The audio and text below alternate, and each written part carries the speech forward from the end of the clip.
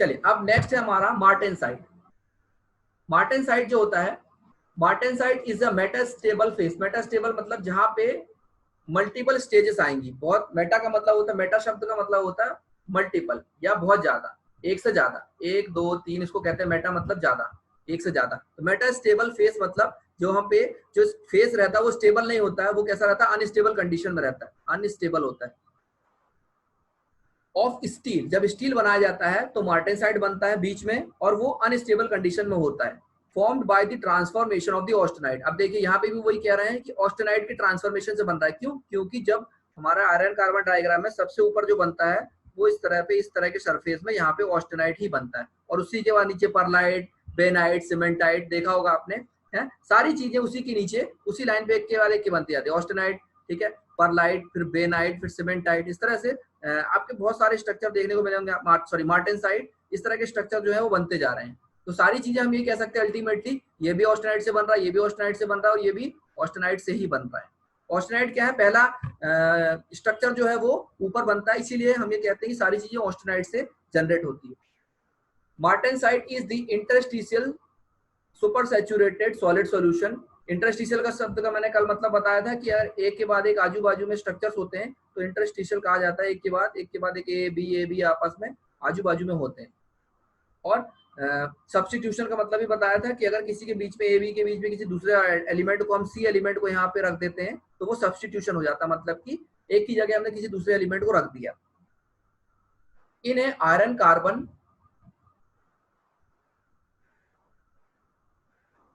supersaturated solution of the carbon in a iron carbon diagram and has a body centered tetragonal lattice। body center याद करिए, body center भी मैं बता चुका हूँ आपको कि जब हम यूनिट सेल की हम बात करते हैं, यूनिट सेल में याद होगा आपने, हमने बहुत सारे पढ़े थे अलग तरह तरह के। एक बॉडी के सेंटर में बीचों बीच में क्या बनेगा, एक एलिमेंट रहेगा, उसको कहते हैं body centred tetragonal lattice. Tetragonal lattice भी हमने पढ़ चुके थे। ये सारी चीजें अब आपको पीछे की चीज अगर आपने नोट्स बनाए होंगे तो आपको जल्दी समझ में आएगा। Martensite is considered to be highly stressed alpha iron which is super saturated with the carbon। Highly stress का मतलब होता है उसमें स्टेबिलिटी नहीं है। हाईली स्ट्रेस यहाँ पे बोल रहा ना ऊपर की स्टेबल नहीं है, स्टेबल नहीं है इसका मतलब अनस्टेबल है, इसका मतलब क्या है, स्ट्रेस्ड है। कोई चीज स्ट्रेस रहेगी, जैसा जैसे अगर किसी चीज में स्ट्रेस पहले से तो वो स्टेबल नहीं रहेगा, या तो वो ब्रेक हो जाएगा या वापस अपनी ओरिजिनल पोजीशन में पहुंच जाएगा, ठीक है। तो हाईली स्ट्रेस होने की वजह से ये अनस्टेबल होता है। ऊपर जो लिखा हुआ अनस्टेबल का मतलब ये इसी का कारण है, ये हाईली स्ट्रेस्ड होता है।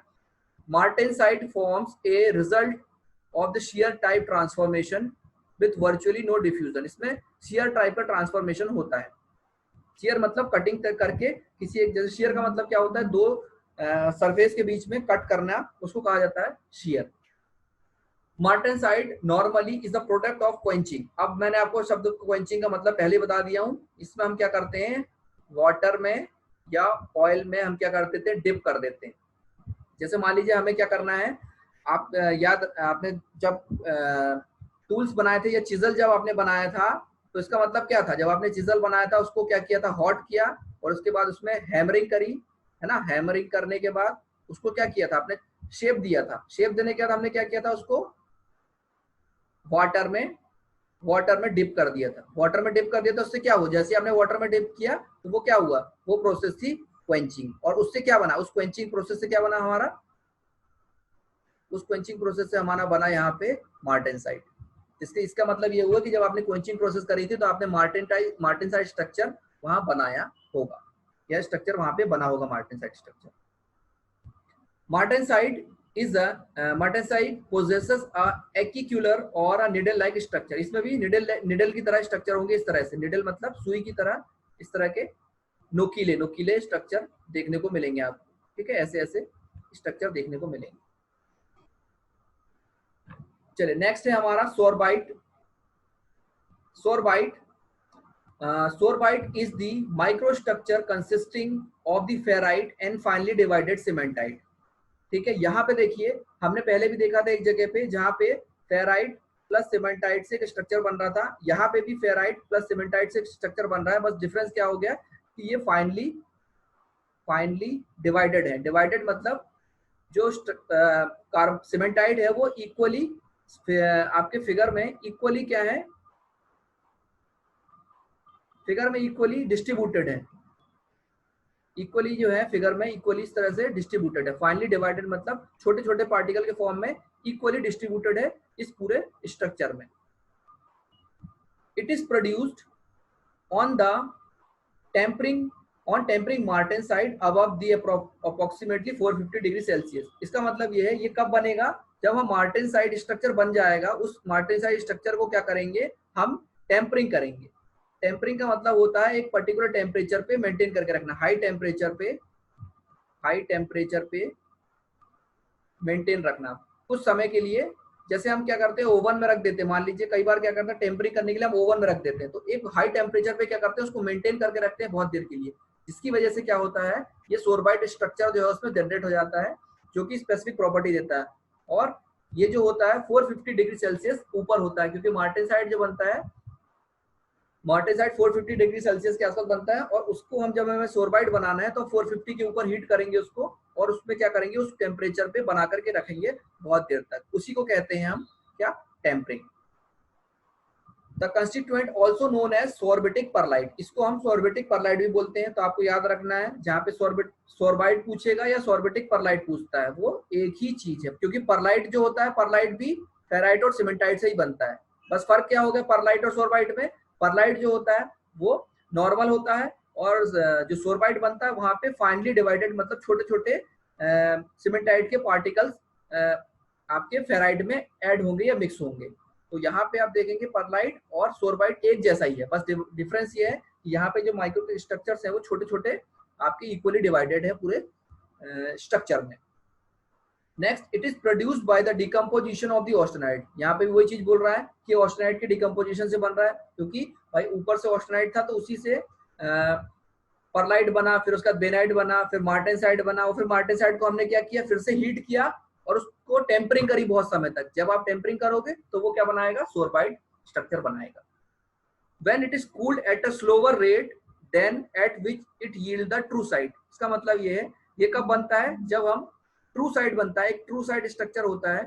ट्रू साइड स्ट्रक्चर की जो रेट ऑफ कूलिंग से कम रेट ऑफ कूलिंग है, इसकी जो रेट ऑफ कूलिंग रहेगी, रेट ऑफ कूलिंग, इस रेट ऑफ कूलिंग से कम जब रहेगी रेट ऑफ कूलिंग, तो क्या बनेगा, हमारा सोरबाइट बनेगा, SORBIT। और अगर रेट ऑफ कूलिंग हाई होगी तो क्या बनेगा, ट्रू साइड स्ट्रक्चर बनेगा। तो आपको एक चीज और दिमाग में क्लियर हो रही है कि बार बार आपको एक चीज समझ में आ रही है कि सारी चीजें डायग्राम का अगर आप ओवरव्यू निकालो तो आपको एक चीज समझ में आ रही होगी कि सारी चीजें लगभग ऑस्टेनाइट से बन रही हैं। फेराइट और सीमेंटाइट का उसमें बहुत इंपॉर्टेंट रोल है, ठीक है। और दो चीजें, एक यूटेक्टॉइड होता है और यूटेक्टिक होता है, ठीक है। इतनी चीज आपको एक पिक्चर में दिमाग में आपके आ रही होगी धीरे धीरे करके, ठीक है। और रेट ऑफ कूलिंग का बहुत इंपॉर्टेंट रोल है, क्या, कितनी देर तक हम उसको कूलिंग करते हैं या क्या रेट से कूलिंग करते हैं, रेट मतलब टाइम, ठीक है। रेट ऑफ कूलिंग की बात हो रही मतलब टाइम, यहाँ पे हम बोल रहे हैं टाइम। जैसे हम क्वेंचिंग करते हैं तो क्वेंचिंग में क्या होता है, 1 सेकंड में हो जाता है वो, है ना। लेकिन आप जब टेम्परिंग करते हैं, टेम्परिंग में क्या करते हैं, 1 घंटे के लिए, 2 घंटे के लिए, 4 घंटे के लिए, ये हमारा डिपेंड करता है कि हमें क्या किस तरह का स्ट्रक्चर चाहिए, उसके हिसाब से हम टाइम पीरियड जो है वो बढ़ा देते हैं। तो चीजें सब वही है, बस थोड़ा सा उनका फेस चेंज हो गया है कि ऐसा होगा या वैसा होगा। Structure and yields the true side structure and faster than at which the perlite structure is formed। तो इसका मतलब यहाँ पे आपको एक चीज समझ में आई होगी कि जो सोरबाइट बन रहा है, यहाँ देखिए सोरबाइट जो बन रहा है वो कैसा बन रहा है। सोरबाइट जो बनता है वो जिसकी रेट ऑफ कूलिंग किससे कम होगी, ट्रू साइड जो बनेगा, ट्रू साइड से रेट ऑफ कूलिंग इसकी कम होगी और परलाइट से ज्यादा होगी, ठीक है। समझ में आया कि जो हमारा सोरबाइट बन रहा है उसकी रेट ऑफ कूलिंग कैसी रहेगी, ट्रू साइड से कम होगी और परलाइट से ज्यादा रहेगी, ठीक है। तो ये एक छोटा सा आपको दिमाग में बिठाने वाली चीज है, थ्योरी से आप पढ़ोगे तो आपको समझ में आ जाएगा। डायग्राम लेकिन आपको याद करना पड़ेगा, डायग्राम को आपको जब तक 2-3 बार आप कॉपी में नहीं बना लोगे आपको नहीं बनने वाला, ठीक है। तो सबसे पहले आप डायग्राम की प्रैक्टिस करो, 2 बार उसको डायग्राम को बनाओ, एक बार देख के बनाओ, 2 बार देख के बनाओ और 1 बार बिना देख करके बनाओ, तब आपके दिमाग में वो बैठेगा। और उसके बाद ये जितनी थ्योरी है ये सारी थ्योरी आपको तब समझ में आने वाली है, नहीं तो ये सिर्फ आपको ऐसा लगेगा कि कुछ पिक्चर की स्टोरी चल रही है, समझ में आने वाला नहीं है, ठीक है। अब लास्ट बचा हमारा कितना टाइम हो गया, हाँ चलो एक और ये लास्ट बच गया हमारा, इसको कंप्लीट कर देते हैं। Troostite is a nodular is a mixture of radial lamellae of ferrite and cementite. यहाँ पे भी देखिए जो ट्रू साइट बन रहा है किससे बन रहा है, फेराइट और सीमेंटाइट के मिक्सचर से बन रहा है, लेकिन यहाँ पे न्यूडुलर है। न्यूडुलर का मतलब होता है गोल गोल, इस तरह के गोल स्ट्रक्चर्स इसमें बनते, इन्हीं को कहा जाता है न्यूडुलर स्ट्रक्चर। ठीक है, it differs from the pearlite only in the degree of fineness and the carbon content which is the same as that of the austenite from the which it is form. इसका मतलब ये है कि ये जो है बहुत फाइन जो स्ट्रक्चर होंगे इसमें, परलाइट के जो स्ट्रक्चर होंगे बहुत फाइन बनेंगे, पतले या बारीक स्ट्रक्चर इसमें होंगे ट्रू साइट में। In the steel heat treatment the true site that is the micro constituent structure consisting of the ferrite and finely divided cementite is produced on tempering martensite above 450 degree Celsius. तो martensite को हम क्या करते हैं, tampering करते हैं, martensite की tampering करते हैं अबव 450 डिग्री सेल्सियस, जो कि क्या होता है, स्टील का हीट ट्रीटमेंट होता है। स्टील हीट ट्रीटमेंट प्रोसेस में आपको बताऊंगा, इसी को कहते हैं क्वेंचिंग करना, हार्डनिंग करना, है ना, टेम्परिंग करना, ये सारे हीट ट्रीटमेंट ही कहलाता है, प्रॉपर्टीज को इंप्रूव करना। The constituent also known as troostite pearlite, इसको ट्रूसाइट परलाइट भी बोलते हैं, जैसे अभी हमने देखा था कि सोरबाइट परलाइट भी बोलते हैं, इसको ट्रूसाइट परलाइट भी बोलते हैं, क्योंकि इसमें परलाइट अवेलेबल होता है पहले से, तो उसको हम ट्रूसाइट परलाइट बोलते हैं, और सोरबाइट को भी सोरबाइट परलाइट ही बोलते हैं, मतलब नाम है। Is also known as this and that. Is produced by the decomposition of the austenite. देखो फिर से वही बात कि ऑस्टेनाइट के डिकम्पोजिशन से बनता है। When it is cooled at a rate slower than at which it will yield a martensite and structure and faster that will yield a product of sorbite। तो यहाँ पे जब बनेगा ये ट्रूसाइट कैसा बनेगा, जो आपका ट्रूसाइट कहाँ बनेगा, ट्रूसाइट जो बनेगा वो किसके नीचे बनेगा, मार्टेनसाइट के नीचे बनेगा और सोरबाइट के ऊपर बनेगा। ठीक है, तो रेट ऑफ कूलिंग जो रहेगा, रेट ऑफ कूलिंग जो है वो कैसी रहेगी, इससे कम रहेगी और इससे ज्यादा रहने वाली। तो ये हो गए इतने हमारे कंस्टिट्यूएंट स्ट्रक्चर्स, हमारे जितने भी आयरन कार्बन डायग्राम में।